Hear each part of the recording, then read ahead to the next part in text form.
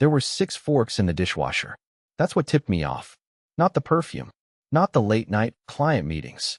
Not the new passwords. Or the way she suddenly started sleeping with one leg out of the blanket like she used to do when we were still just dating. It was 6 forks. We only owned 5. 5 mismatched, scratched up, dollar store forks from when we moved in together 3 years ago and said we'd buy real silverware once we got our lives together. We never did. Life kept happening. But suddenly, on a random Tuesday, there were 6. I counted them 3 times, rinsed my hands, and sat on the kitchen floor. I didn't even cry. I just stared at that 6th fork like it owed me an explanation. That was 4 weeks ago. Since then, I've collected 38 small clues.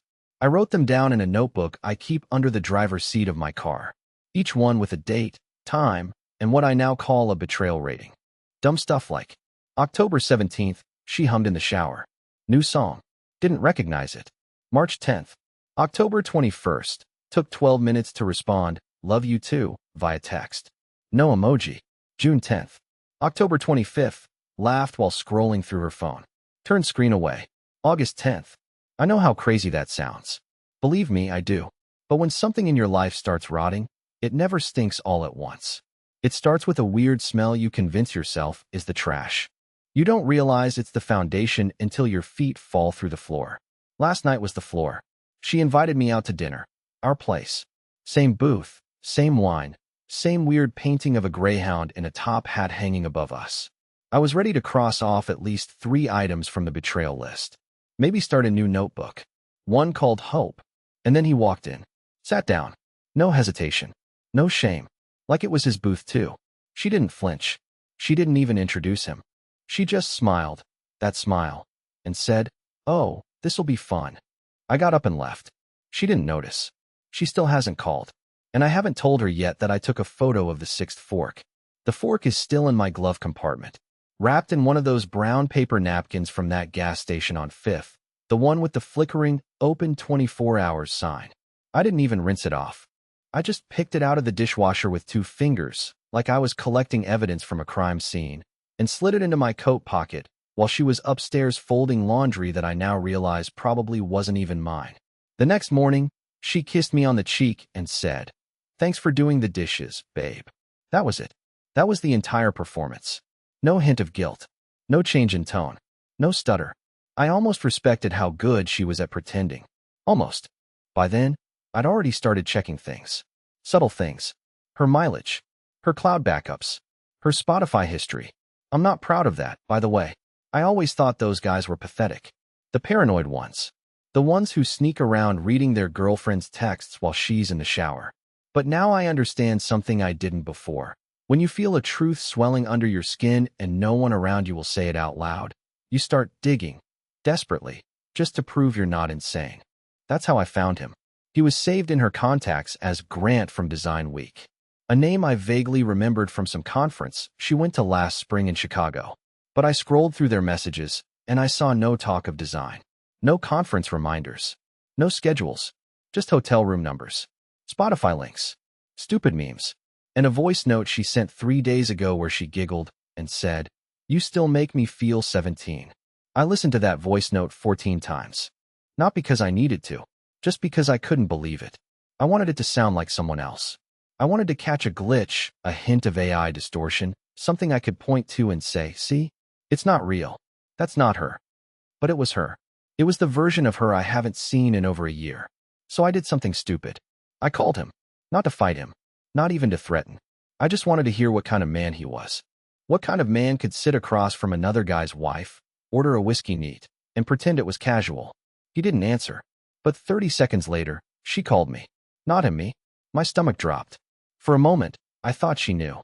I thought I'd triggered some tripwire, that maybe he told her I called. But no. She asked if I could pick up oat milk on the way home. That was it. No mention of where she was. No, how's your day? Just oat milk. And I realized then, I could disappear completely, and she'd probably just ask someone else to do the grocery run. So I told her I'd be late. I hung up. I parked near the river, pulled out the fork, unwrapped it slowly like it was sacred, and just stared at it for 20 minutes while the city got dark around me. She still doesn't know I've seen the messages. She still thinks I believe her smile. But I don't. Not anymore. I've started recording everything. Not for revenge. For proof. Because when she finally says the words I know are coming, I want to be able to say, I knew. And I was just waiting to see how long you'd lie to my face. I didn't plan to stay out all night. I meant to drive around for a while, clear my head, maybe scream into the steering wheel like some dramatic movie character, and then return home like nothing happened. But the farther I drove, the more the idea of going back to that house, with her perfume still clinging to the curtains and that sixth fork tucked inside my car like a heartbeat, made my skin crawl. So I didn't go home. I ended up in a 24-hour laundromat on the other side of town, sitting in a cracked plastic chair watching a stranger's clothes spin round and round in a dryer. At some point I bought a Diet Coke from the vending machine just so I had something to hold. Something real. Something cold enough to remind me I was awake and not dreaming all of this. I kept replaying everything in my head. Her laugh at the restaurant. The unread messages I wasn't supposed to see. The voice note that still rings in my ears even when the room is silent. I kept asking myself the questions every cheated-on spouse probably asks. When did it start? Was it gradual, or did it ignite instantly like gasoline? Did she feel guilty at first, or did she enjoy the thrill of getting away with it? And the one question I hated most, if she asked me to forgive her tomorrow, would I? Around 3 a.m., the laundromat door opened and some guy walked in, hair messy, shirt wrinkled like he'd slept in it, holding a basket with exactly one towel inside. He glanced at me, nodded like men do when they're too tired to talk, and then started loading the machine. I wondered if he could tell I wasn't there for clothes. I wondered if he sensed the desperation dripping off me like sweat. I pulled out my phone, scrolled through the screenshots I'd taken, texts, hotel dates, a playlist titled Road Trip 2.0, saved by her account. I don't know what hurt me more, the messages themselves, or the way she never smiled like that when she talked to me anymore. I stared at the lock screen for a long time, thumb hovering over her number. I wanted to call her. I wanted to ask her where she was. I wanted to scream, to cry, to demand an explanation she didn't deserve. Instead, I put the phone face down on the plastic seat and just sat there like a ghost in a fluorescent-lit tomb. When the sun showed up, pale, hazy, indifferent, I drove back. The house looked exactly the same as when I left, as if betrayal doesn't leave visible burn marks. Her car wasn't in the driveway. The bedroom light was off. The coffee maker was cleaned and dry. Every detail felt like it was mocking me with how normal it appeared. She didn't come home that night, or the next one. When she finally walked in on the third day, carrying a bag from a boutique I'd never seen, she smelled like that man's cologne. Not strong, just enough to make my throat tighten. She set her keys in the dish like always, turned to me, smiled casually, and said, "Did you miss me?" I think she expected me to laugh, to ask where she'd been, to pretend like a loyal little husband who doesn't see the cracks in the walls or hear the whispers through the phone. Instead, I just stared at her. She stared back. Neither of us blinked. She knew I knew.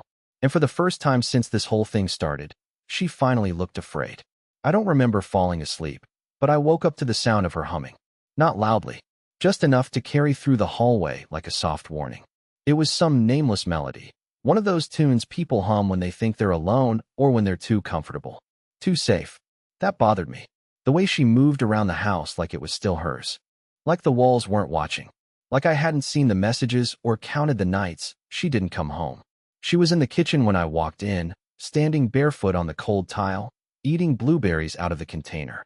And she was wearing a red sweater. Not just any sweater, one I'd never seen before. It hung off her shoulder like it had already belonged to someone else. Too big in the arms. Too soft in the way it slouched. My stomach turned the second I saw it. There are things you just know. And I knew exactly whose sweater that was. She looked up and smiled like nothing was wrong. Offered me a berry like we were a couple in a toothpaste commercial. I took it. I even chewed it. But something inside me cracked again.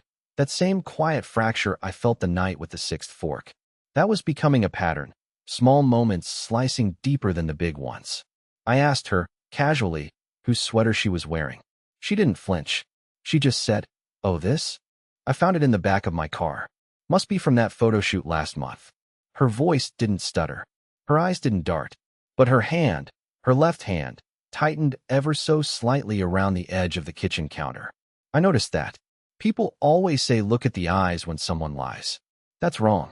Look at the hands. The hands remember what the mouth is trying to forget. I nodded. Didn't say another word. Just walked past her and into the garage. I needed a second to breathe. A second to not scream. But what I found instead was worse. The suitcase was gone.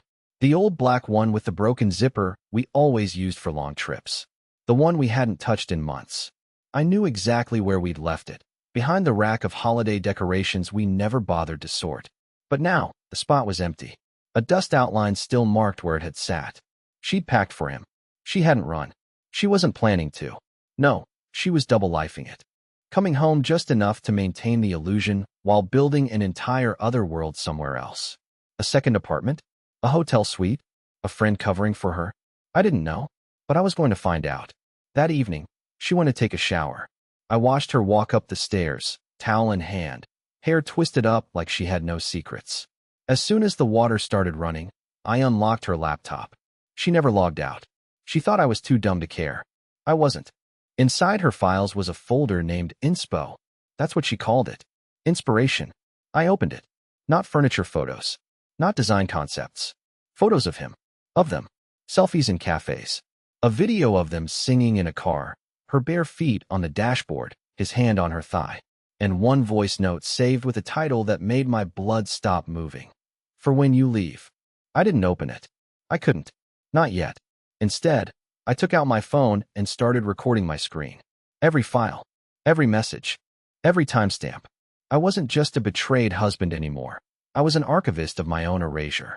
When she came back down, wrapped in that same red sweater, hair damp, smelling like vanilla and unfamiliar guilt, she looked at me from across the room and asked if I was okay.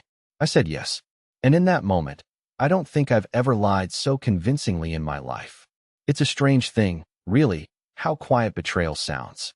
No dramatic slamming doors, no yelling matches or broken plates. Just the dull hum of appliances, the shuffle of slippers on hardwood, and the mechanical, stupid click of the answering machine when it picks up calls no one wants to hear. That's what was playing when I walked back into the house Thursday night. She'd gone to book club. She doesn't read. The message was old. A robotic voice from the pharmacy reminding her a prescription was ready. Nothing revealing. But the sound of that message, so normal, so domestic, felt like an insult. Like the machine hadn't gotten the memo that our life was no longer real. I sat on the couch for a long time, holding the remote but never turning the TV on. I don't even know what I was waiting for. Maybe I hoped the phone would ring again. Maybe I was hoping it would be her, finally breaking down and admitting everything. Or maybe I was waiting for myself to do something. Anything. But I just sat there. A husband-shaped shadow, surrounded by the props of a marriage that had quietly died in its sleep. At some point I stood up, walked into the hallway, and opened the closet. Her boots were gone. The tall brown ones with the gold zippers. She hadn't worn them in months, but they were suddenly missing, like a clue carelessly wiped off the table. I opened the drawer where she kept old receipts, scarves, little things that never had a proper home. And tucked underneath a pile of crumpled CVS coupons, I found it. A motel key card. No logo. Just a room number written in faded marker, 108. I didn't do anything reckless. Didn't storm out or call her or drive straight there. I just sat back down, holding it in my hand like some fragile artifact. It felt warm, even though it shouldn't have been. I must have held it tighter than I realized. When she came home 2 hours later, she looked fresh. That's the only word I can think of. Skin dewy. Hair relaxed. She had that glow people get when they've just spent hours in someone else's attention. Not mine. She told me they'd discussed Madame Bovary. I almost laughed. I wanted to ask if anyone brought up the irony of a woman slowly destroying her own life through little romantic escapes. But I said nothing. I asked if she wanted tea. She smiled. Said yes. While the kettle boiled, she leaned against the counter and said, "You've been quiet lately." I told her I was just tired. Work stuff. I made a joke about deadlines. She nodded, said something vague about how we all get burned out, then pulled out her phone and started scrolling like the conversation had already ended. I watched the steam rise from her mug and imagined saying it all. Every observation, every piece of evidence, every sleepless night. I imagined slamming the key card down on the counter like a trump card. But I didn't. Not because I was scared. Because I wanted to know how far she'd take it. I wanted to see if she'd lie straight to my face while standing in my kitchen, wearing my ring, sipping tea I made for her like we were still in love. And she did. Before bed, she curled up beside me, arm draped lazily across my chest, like muscle memory. I didn't move. I just stared at the ceiling, counting the cracks in the plaster and wondering how many nights like this she'd staged before. How many times she lay next to me while texting him under the covers, the glow of the screen lighting up the side of her face I couldn't see. I didn't sleep. I didn't blink. I just waited. Because now I had a room number. And tomorrow, I was going there.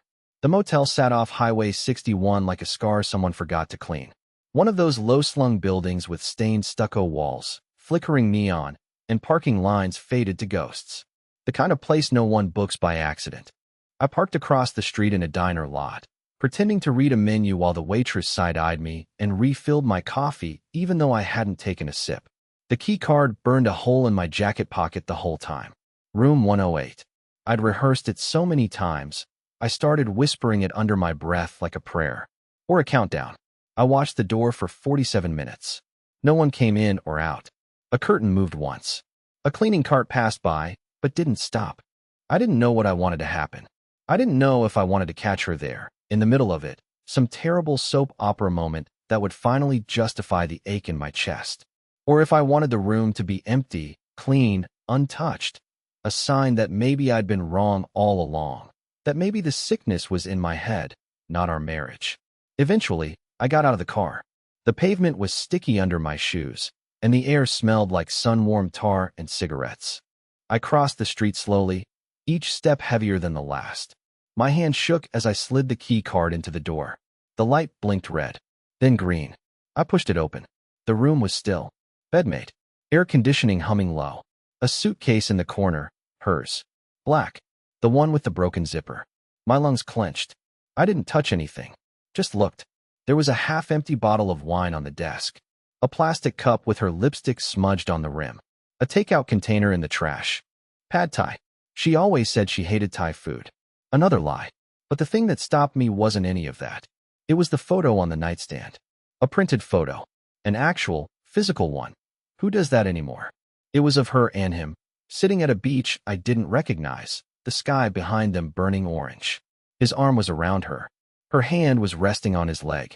And the part that made me sit down, made my knees give out entirely, was that she was wearing the necklace I gave her for our first anniversary.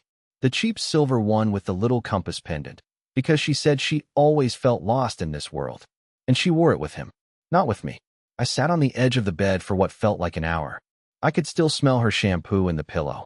That faint trace of warmth. I imagined them laughing in here. Her head on his chest. Her voice saying his name in the dark. I imagined everything. And it broke something in me I don't think I'll ever get back. I didn't trash the place.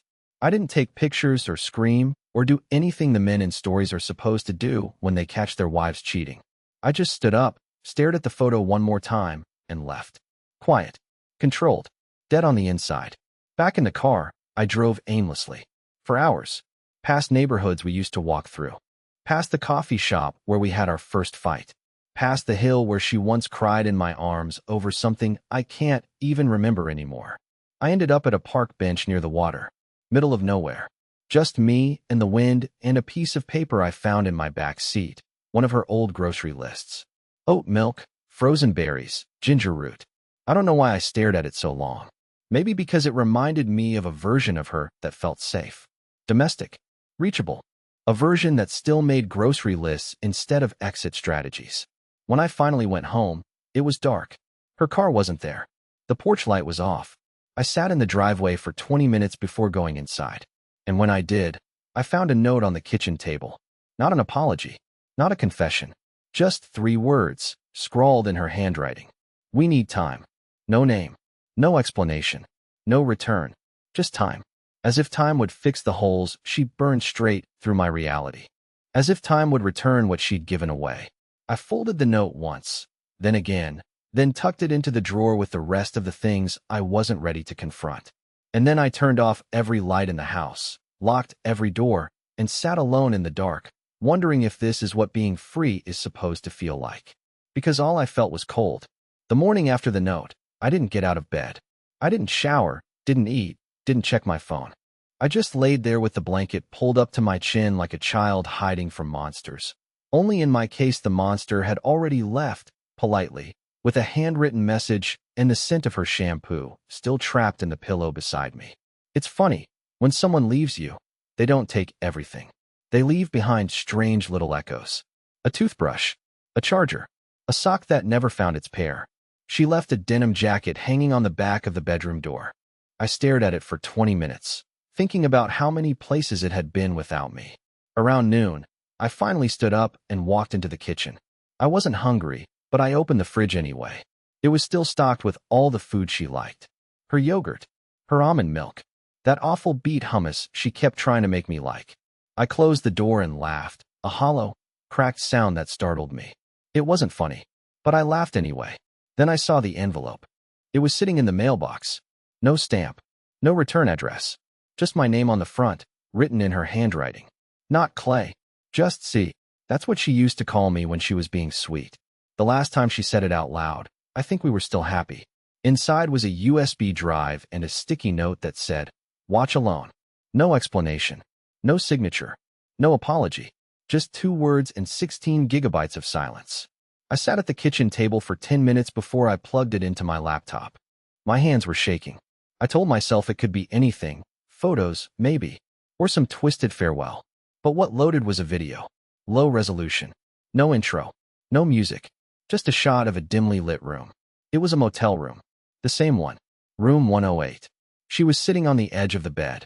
Hair tied back. No makeup. Wearing that red sweater again. She looked tired, but not sad. Calm, almost. As if what she was about to say had already been rehearsed 100 times. She stared into the camera for a long moment before she spoke. If you're watching this, then I didn't have the courage to say it to your face. Or maybe I did, and you still needed to hear more. Either way, I'm sorry. Not for what I did, but for how long I let you live inside something that wasn't real anymore. I paused the video. My heart was racing, but the rest of me felt frozen. I wanted to shut the laptop. I wanted to throw it across the room. But I pressed play again. I didn't plan it, okay? I didn't go looking for someone else. It just happened. And I know how that sounds, but it's the truth. The real truth. I haven't felt like your wife in a long time. Maybe since before COVID.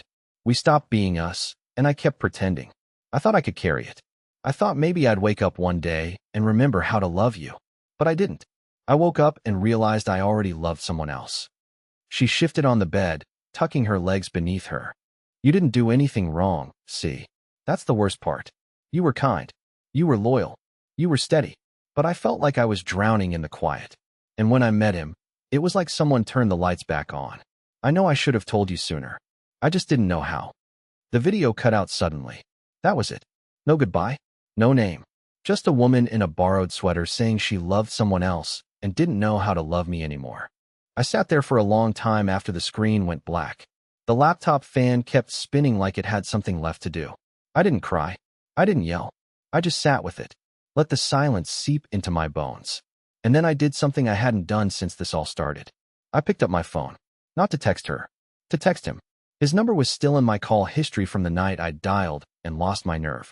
This time, I didn't lose it. I typed one sentence. We need to talk. Just us. And I hit send. He opened the door faster than I thought he would. Rowan, or whatever name she used when she talked about him, stood there in a wrinkled gray t-shirt, barefoot, eyes puffy like he hadn't slept. I expected smugness. I expected that same easy arrogance he wore at the restaurant the night he pulled up a chair and stole the air out of the room. But he just looked tired. Human. Maybe even guilty. I didn't speak at first.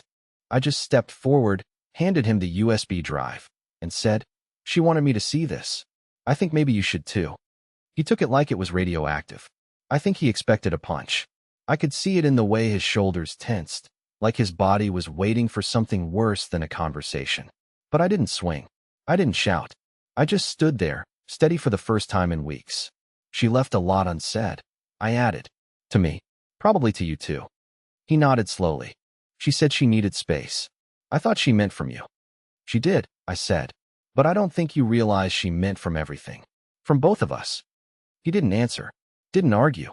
Just let me stand there for another beat before I turned around and walked back down the steps. I never saw him again. A few days later, I got a letter. Handwritten. Real paper. Her handwriting. No envelope. Just folded and slid under the front door, like something left behind by a ghost who still remembered how to be polite. She said she was going away for a while. Not with him. Not with anyone. Somewhere quiet. Alone. She didn't say where. Just that she needed to figure out who she was without the pressure of being someone's everything. She ended it with, "Maybe we broke long before I left. And maybe you deserved more than a woman who only knew how to survive, not stay. But I loved you once." That part was real. I read it twice, then burned it in the sink. Not out of anger. Just as a kind of ceremony. A goodbye that didn't need a drawer or a frame. Some things aren't meant to be kept. The healing didn't happen all at once. It came in strange moments. A smile from a stranger. The first time I laughed without thinking of her. Finding her old sweater one morning, tucked behind the couch, and realizing I didn't miss it anymore. I donated it the same day. And then one afternoon, I saw her. Months later, at a bookstore downtown. She didn't see me. She was standing in the nonfiction section, hair shorter, face calmer, flipping through a book about sea navigation. I remembered the compass necklace. I remembered the woman who once said she felt lost. And now here she was, looking for her own map. I didn't approach her. I just watched for a moment, then walked away. That night, I made dinner. Real dinner. Not frozen junk or delivery. I called my sister. I opened the windows and let the cold air in, because the house didn't feel haunted anymore. And for the first time in over a year, I slept. No replaying memories. No imagined conversations. No sixth fork in the dishwasher. Just peace. It didn't end the way I thought it would. But maybe that's okay. Because sometimes the best thing a broken heart can do is quietly rebuild itself into something stronger. Something simpler. Something real. And this time, I didn't need anyone else to complete it. Just me. Still here. Still standing. And finally free.